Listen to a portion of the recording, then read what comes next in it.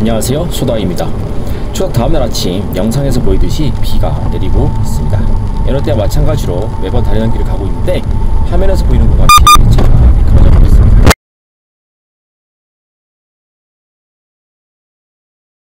자, 사고 현장에서는 견인을 통해서 한적한 곳으로 차를 옮긴 상태고요. 외관을 한번 살펴보면 조수 쪽을 부딪혔기 때문에 조수 라인을 보겠습니다. 앞범퍼 스크래치, 앞뒤 바퀴 휠 스크래치도 보이고요. 사이드 스쿼터 스크래치가 보이네요. 육안상으로는 뒷라인 쪽은 따로 특별한 게 보이지는 않은 것 같은데 BMW 서비스 센터에서는 뒷범퍼도 사고 흔적이 있다고 전했습니다.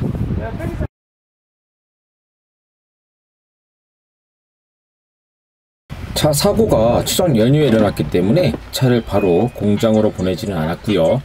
영상에서 보이듯이 텀을 두고 차를 확인하러 들렸습니다. 상태와 차가 무사했는지를 보기 위해서죠. 방금 뒷좌석을 봤는데 문제 없어 보이시죠?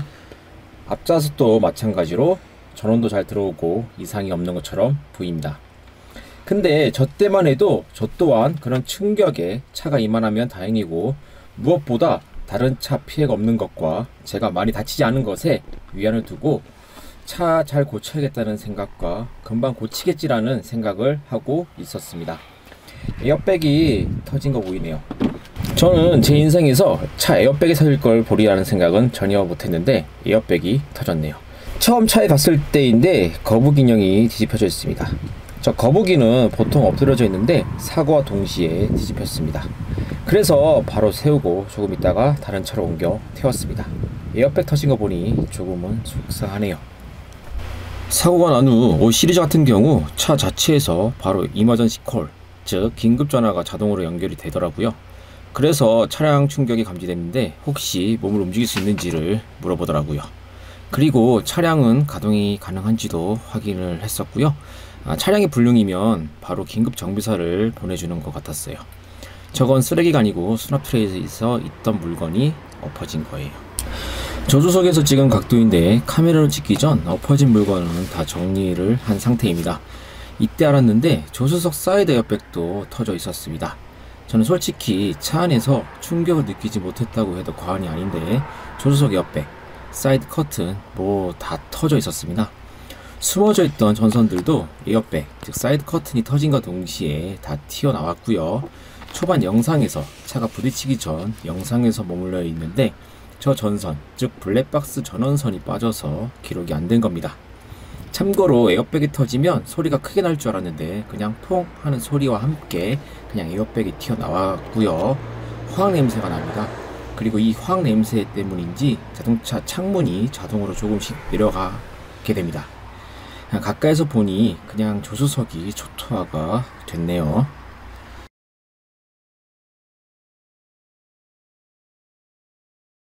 추석 연휴가 끝나자마자 차를 BMW 동대문 서비스 센터로 보내기로 했습니다. 연휴여도 당직이나 경비원이 계신 센터는 차량 입고는 가능한데 연휴에 고생하시는데 괜히 불편드릴 것 같아 연휴가 끝나자마자 보낸 거고요. 보내기 전에는 BMW 서비스 센터 보험사 견인 비용 등을 다 따져봤고요. 전화도 다 해보고 확인할 것 다 준비를 해놨습니다. 서비스 센터는 미사리 쪽하고 동대문이 여기 정선에서 가장 가까우면서 사고차 수리가 가능한 곳인데 동대문 서비스 센터가 더 크고 첨단 기계들이 더 있다고 들어서 동대문으로 보냈습니다. 물론 3년 전에 동대문 서비스 센터에서 서비스를 잘 받은 좋은 기억도 있었고요. 차량은 보냈는데 다음날 동대문 서비스 센터 담당 어드바이저로부터 전화가 왔습니다. 견적이 2천만원이라는 겁니다. 이런 2천만원? 무슨? 근데 아직은 정밀 검사 중이고 세밀하게 더 확인을 해봐야 한다고 했고요. 솔직히 전 이때부터 기분이 이상하더라고요. 그럼 차가 완전히 다친 거네. 그리고 내 대신 차가 다쳤기에 지금 내가 괜찮은 건가? 여기 없을 뻔했네 등등의 생각도 들었었고요. 아찔했습니다. 다음날 담당 어드바이저부터 전화. 고객님 견적 2,800만원까지 나왔습니다. 근데 차량 잔존가치 내에서는 수리가 가능할 것 같고 만약 넘을 경우 저희 서비스 센터에서 지원이 가능하다는 내용이었습니다.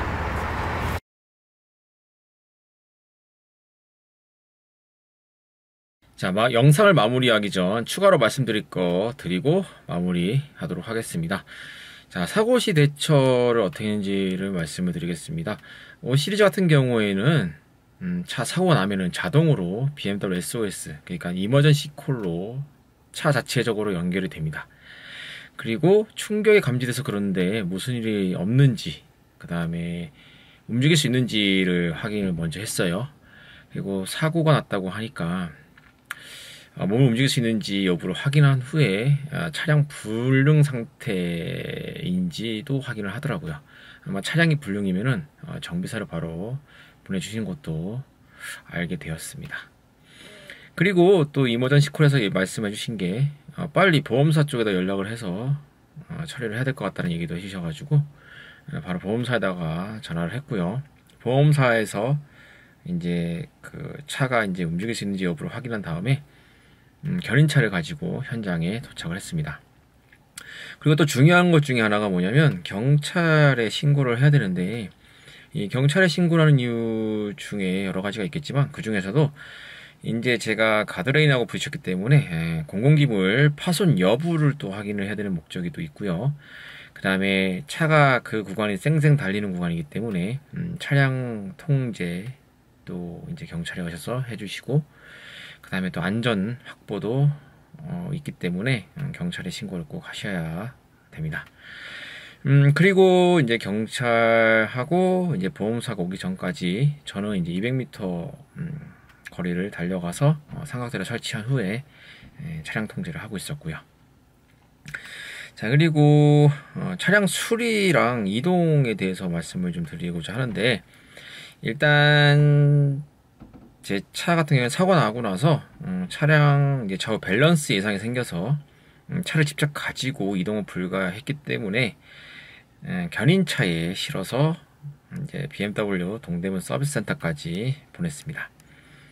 이제 보험 가입할 적에 최초 이제 60km 이제 견인을 할 수 있는 이제 추가 견인 서비스를 가입을 했었고요. BMW에서도 이제 50km 무료 견인 혜택이 있습니다. 하지만 이게 조성선에서 서울까지 가기에는 이 2km를 합쳐도 110km밖에 안 되기 때문에 턱없이 부족합니다. 그래서 정선에서는 이제 BMW 동대문 서비스 센터랑 이제 미사리 쪽에 이제 서비스 센터가 이제 사고난 차량을 수리할 수 있는 곳이었는데, 동대문 서비스 센터까지는 거의 약 210km 정도의 거리가 됩니다. 그러면 110km는 터무니없이 부족하잖아요. 그래서 뭐 보험 뭐 60km, 뭐 BMW 또 50km를 이렇게 이용해서 해볼까 하는 생각도 해봤었는데, 이게 좀 복잡해요. 번거롭기도 하고 또 차량을 중간에 내려야 하는 상황이 또 생기기 때문에 아마 실질적으로는 좀 불가능하다고 저는 생각을 하거든요. 그래서 견인 비용 같은 경우에는 약 30만원 정도가 들어갔습니다. 그러니까 보험사를 통해서 했기 때문에 60km를 제외한 나머지 거리에 대해서 견인차에 실어서 간 건데 약 30만원 정도 들었다는 것도 추가로 알려드리겠습니다. 자, 이어서 서비스 센터 이제 선택에 대해서 말씀을 드리고 싶은데요.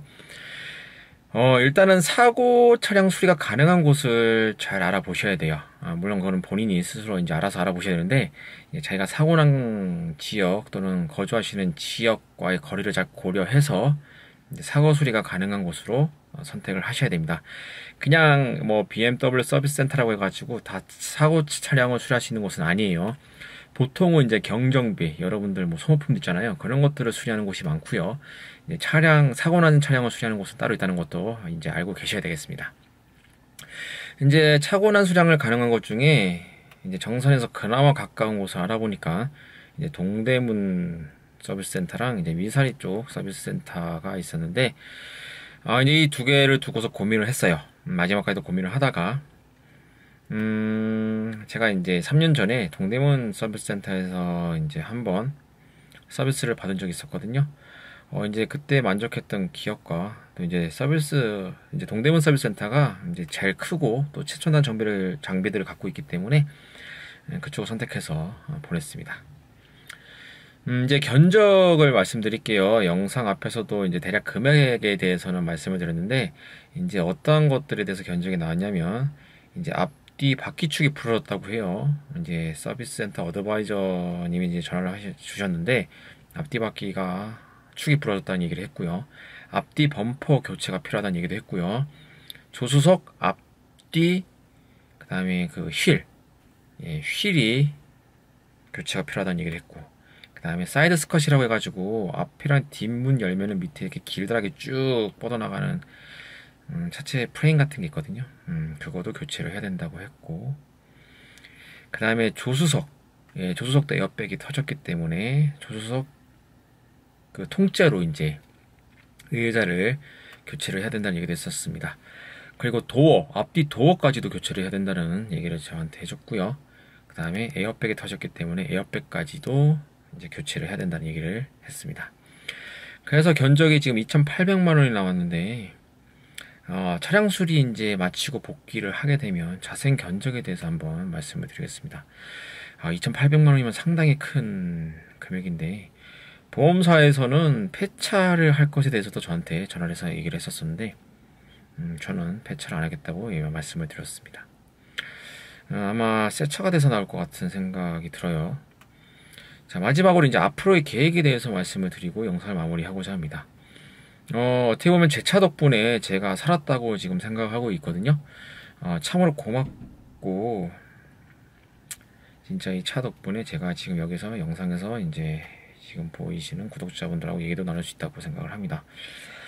평소에 제가 지금 현재 몰고 있는 차량을 등장시키는 거에 대해서 좀 많이 고민을 했었어요. 그래서 웬만하면 차량을 등장 안 시키려고 했었는데, 앞으로는 이제 제 차와 함께하는 영상들도 함께 해서 추억을 남기고자 합니다.